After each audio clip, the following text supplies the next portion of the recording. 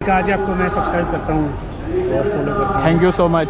Welcome. Gujarat से एक subscriber mill गया भाई। 3 मिल गए। 3 2 तो ठाणे के है वो 2 ठाणे के गुजरात में मिले ना पर गुजरात में मिले 3 फॉलोअर मिल गए।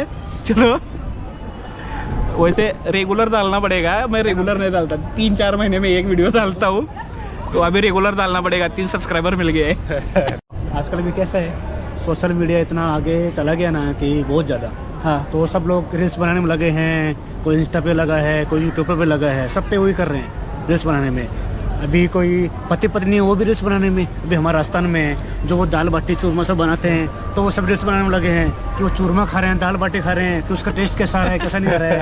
इतना सारा वो बाजरे की रोटी आती है, इतना सारा घी डाल के उसके अंदर वो उतना घी एक्चुअली उतना घी खाते हैं कोई? खाते हैं। खाते हैं? यस, नॉर्मल है वो। मुझे लगा गले में खराश हो जाएगा, वो खराब हो जाएगा।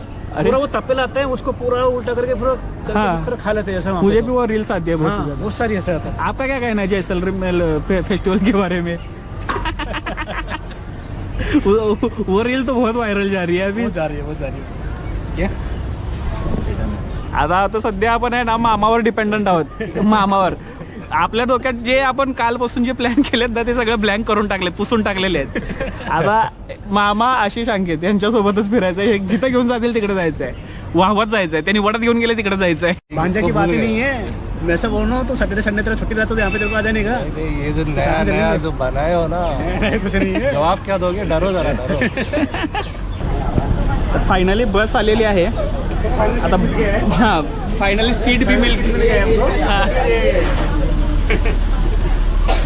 आणि बस आलेली आहे, सीट भेटलेली आहे आणि आता तिकीट काढूयात।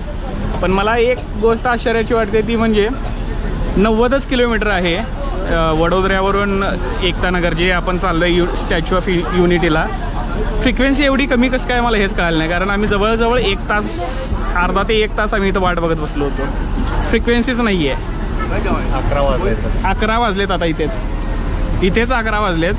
ॲज पर प्लॅन जर गेलो तर आपल्याला 12 वाजेपर्यंत पोचायचं होतं, पण आता 12 वाजेपर्यंत पोचू का नाही याची गॅरंटी कमी आहे। काय तुला काय वाटतंय? बघू आता ते आमचे गाईड आहेत बरं का, मामा आमचे गाईड आहेत। मी म्हटल्याप्रमाणे माझे सगळे डोक्यातले प्लॅन कॅन्सल केलेले आहेत, मी मामाच्या भरोश्यावर चाललोय। हे आपले मामा इकडे